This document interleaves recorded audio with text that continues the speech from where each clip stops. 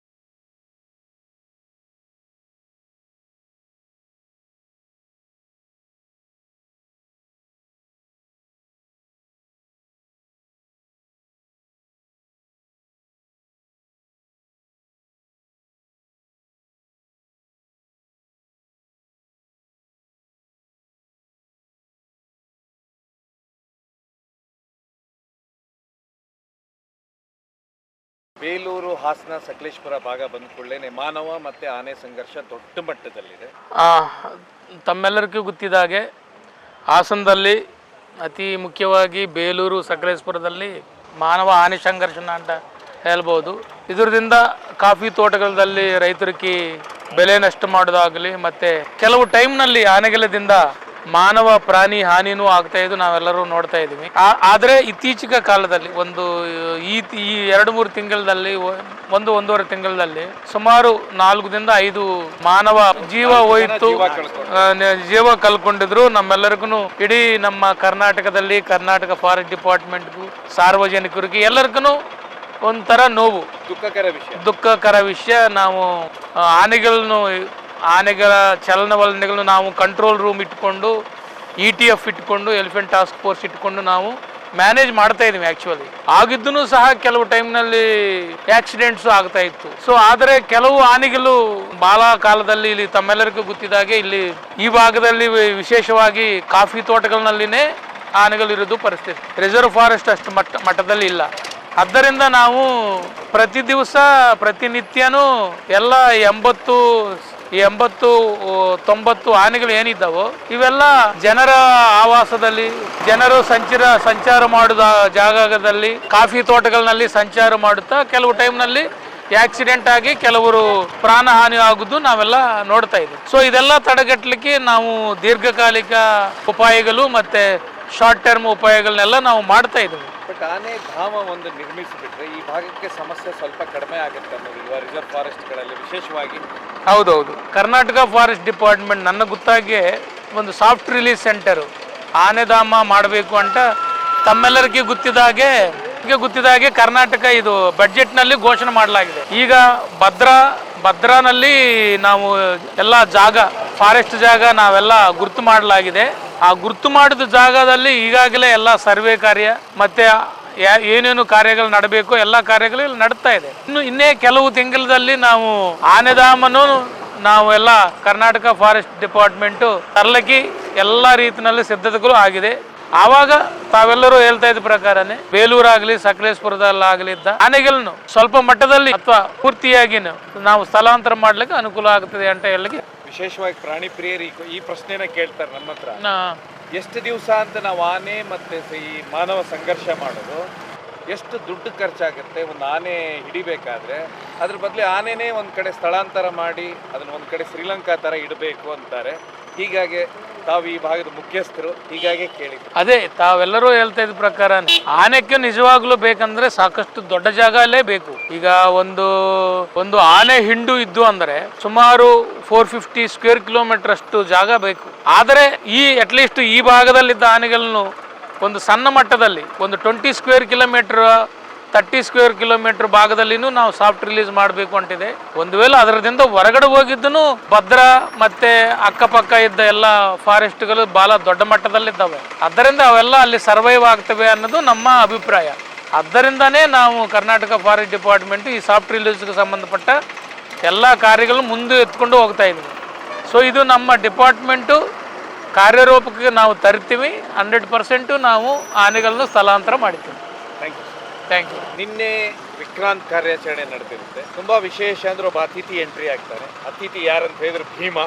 ನೀವು ನೋಡಿರ್ತೀರಾ ಅಥವಾ ಕಾರ್ಯಾಚರಣೆಯಲ್ಲಿ ಇರ್ತೀರಾ, ಯಾವ ರೀತಿ ಆಯಿತು ಸರ್? ಸುಮಾರು ಜನ ಓಡುವಂಥ ವಿಡಿಯೋ ವೈರಲ್ ಆಗುತ್ತೆ. ಇವತ್ತು ಬೆಳಗ್ಗೆ ಒಬ್ಬರು ETF ಸಿಬ್ಬಂದಿ ಮೇಲೆ ಹತ್ತುವಂಥ ಗಿಡದ ಮೇಲೆ ಏರುವಂಥ ವಿಡಿಯೋ ವೈರಲ್ ಆಗುತ್ತೆ. ಏನು ಸರ್ ಓವರಾಲ್ ಏನು ಭೀಮಾ ವಿಕ್ರಾಂತ್ ನಿನ್ನೆದು ಇವತ್ತಿನ ಕಾಂಬಿನೇಷನ್ ಮಾಡಿ ಹೇಳಿ. ಮೊನ್ನೆ ಭೀಮಾ ವಿಕ್ರಾಂತು ಮತ್ತು ಹರ್ಡ್ಸು ಒಂದೇ ಕಡೆ ಇತ್ತು.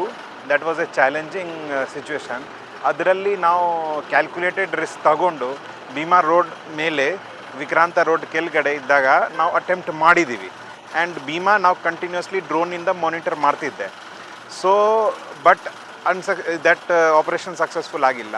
ನಿನ್ನೆ ಬೆಳಿಗ್ಗೆ ವಿಕ್ರಾಂತ್ ವಾಸ್ ಸೆಪರೇಟು, ಭೀಮಾ ಸ್ವಲ್ಪ 5 ಕಿಲೋಮೀಟರ್ ಬೇರೆ ಕಡೆ ಇತ್ತು. We were more thinking of getting success. But ಆದರೂ ಯಾವಾಗ ನಾವು ಡಾಟ್ ಮಾಡಲಿಕ್ಕೆ ಹೋಗ್ತಿದ್ದೆ ಆ ಟೈಮು ನಮ್ಮ ಸಿಬ್ಬಂದಿ ಇನ್ಫಾರ್ಮ್ ಮಾಡಿದ್ದಾರೆ, ಯಾರು ಭೀಮಾ ಟ್ರ್ಯಾಕ್ ಮಾಡ್ತಿದ್ರು ಅವ್ರು ಭೀಮಾ ಈ ಕಡೆ ಬರ್ತಾ ಇದೆ and within half an hour 40 minutes ಬಂದುಬಿಟ್ರು. So we had to abandon the operation. ಇವತ್ತೂ ಅದೇ ಸ್ಟೋರಿ ಇತ್ತು. ಭೀಮಾ ಮತ್ತು ವಿಕ್ರಾಂತ ಒಂದೇ ಕಡೆ ಇತ್ತು. ಆನೆಗಳ ಭಾಷೆ ಹೇಗಿದೆ ಇದು? ಅದು ಹೇಗೆ ವಿಕ್ರಾಂತ್ ನನ್ನ ಮೇಲೆ ದಾಳಿ ಮಾಡ್ತಾರೆ ಅಂತೇಳಿ ಭೀಮನಿಗೆ ಕರೆಸ್ಕೊಳ್ತಾರೆ ಅಂತೇಳಿ ಒಂದು ವಿಸ್ಮಯ ಅನಿಸ್ಲಿಲ್ವಾ? ಎಲ್ಲಿ ಯಾಕೆಂದ್ರೆ ಇಬ್ರು ಸಪರೇಟ್ ಆಗಿದ್ರು. ಒಂದ್ ಕಡೆ ಭೀಮನಿಗೆ ಮದ ಇತ್ತು, ಇನ್ನೊಂದ್ ಕಡೆ ವಿಕ್ರಾಂತ್ಗೂ ಮದ ಸ್ಟಾರ್ಟ್ ಆಗ್ತಾ ಇತ್ತು. ಇದರಲ್ಲಿ ಒನ್ ಅಬ್ಸರ್ವೇಷನ್ ಏನಿದೆ, ಬೇರೆ ಬೇರೆ ಏನೇ ಆನೆ ನಾವು ಕ್ಯಾಪ್ಚರ್ ಮಾಡ್ತಿದ್ದೀವಿ, ಅದರಲ್ಲಿ ವಿಕ್ರಾಂತ್ ಇದೆ ಸ್ಪೆಷಲ್. ಯಾಕೆ 2 ಇಯರ್ಸಿಂದ ಯಾವ ಕ್ಯಾಂಪ್ ನಾವು ಮಾಡ್ತಾ ಇದ್ವಿ ಆ ಎಲ್ಲ ಕ್ಯಾಂಪ್ನಲ್ಲಿ Vikrant was target elephant. Last year ಜನವರಿ ನಾನು ಬಂದ ನಂತರ ಲಾಸ್ಟ್ ಇಯರ್ ಜನವರಿ ಕ್ಯಾಂಪ್ ವಿಕ್ರಾಂತ್ ಟಾರ್ಗೆಟ್ ಇತ್ತು, ಏಪ್ರಿಲ್ ಕ್ಯಾಂಪ್ ವಿಕ್ರಾಂತ್ ಟಾರ್ಗೆಟ್ ಇತ್ತು, ಡಿಸೆಂಬರ್ ಕ್ಯಾಂಪ್ ವಿಕ್ರಾಂತ್ ಟಾರ್ಗೆಟ್ ಇತ್ತು. ಬಟ್ ಕೆಲವೊಂದು ಟೈಮ್ ಮದ ಇರ್ತದೆ, ಕೆಲವೊಂದು ಟೈಮ್ ಹರ್ಡ್ನಲ್ಲಿ ಇರ್ತದೆ, ಸೆಪ್ರೇಟ್ ಮಾಡಲಿಕ್ಕೆ ಆಗ್ತಾ ಇಲ್ಲ, ಅಥವಾ something are the other factors we are ಹಿಂಡರಿಂಗ್. In fact ಈ 3 ದಿನದಲ್ಲಿನೂ ನಮಗೆ ಬೇರೆ ಬೇರೆ ಫ್ಯಾಕ್ಟರ್ಸ್ ಇತ್ತು. We would have stop the operation. But ನಮ್ಮ ಸರ್ದು ಮಾರ್ಗದರ್ಶನ ಮತ್ತು PCCF ವೈಲ್ಡ್ ಲೈಫ್ ಸರ್ ಮಾಲ್ಕಡೆ ಸರ್ದು ಮಾರ್ಗದರ್ಶನ ಪ್ರಕಾರ ಒಂದು ಕ್ಯಾಲ್ಕುಲೇಟೆಡ್ ರಿಸ್ಕ್ ತಗೊಳ್ಳೋಣ, ಅದು ಕ್ಯಾಲ್ಕುಲೇಟೆಡ್ ರಿಸ್ಕ್ ಪ್ರಕಾರ ಇವತ್ತು ಸಕ್ಸಸ್ ಆಯಿತು. ಬಟ್ ಹೇಗೆ ಸರ್ ಅದು ಇಂಜೆಕ್ಷನ್ ಕೊಡೋ ಪ್ಲಾನ್ ಹೇಗೆ ಮಾಡಿ? ಅದೇ ಇವತ್ತು ಕೊಡಲಿಲ್ಲ ಅಂದ್ರೆ ಏನಾಗ್ತಿತ್ತು? ಅದೇ ನಿನ್ನೆ ಮೊನ್ನೆ ಹೆಂಗಾಯಿತು ಅದೇ ಪ್ರಕಾರ ಆಗ್ಬೋದಾಗಿತ್ತು. ಬಟ್ ಇಂಜೆಕ್ಷನ್ ಅದು ಬೇರೆ ಇಂಜೆಕ್ಷನ್, ಸ್ಟ್ಯಾಂಡಿಂಗ್ ಸೆಡೇಷನ್ ಅಷ್ಟೇ.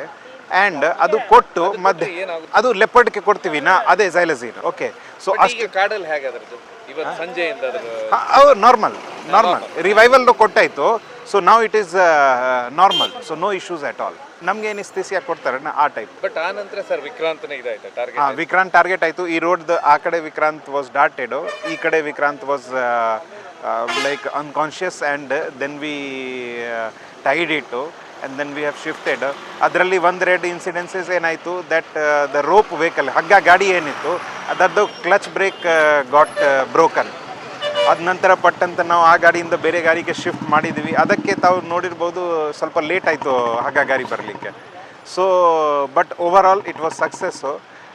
ನಮ್ಮ ಸ್ಪೆಷಲಿ ನಮ್ಮ ETF ADC RRT ಸಿಬ್ಬಂದಿ ಯಾರಿದ್ದಾರೆ ಅವ್ರಿಗೆ ಫುಲ್ ಕ್ರೆಡಿಟ್ ಹೋಗ್ತದೆ.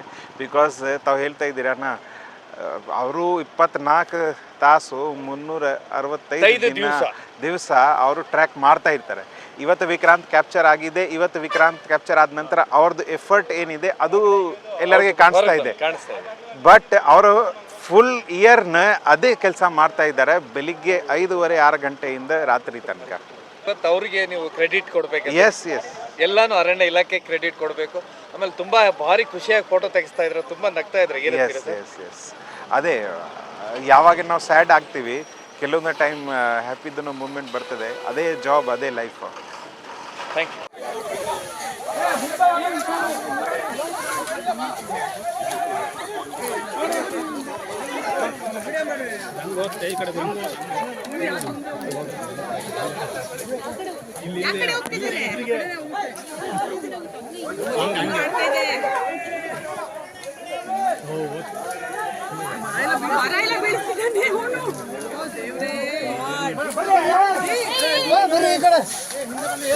ಬನ್ನಿ ಹಿಂದೆ.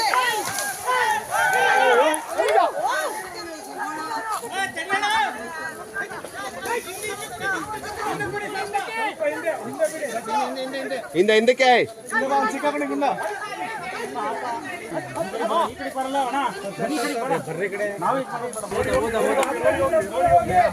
ಈ ಕಡೆ ಬರಕ್ಕೆ ನೋಡಿ ಪಾಪ ಕಾಲು ಅಲ್ಲಲ್ಲ ಕಾಲು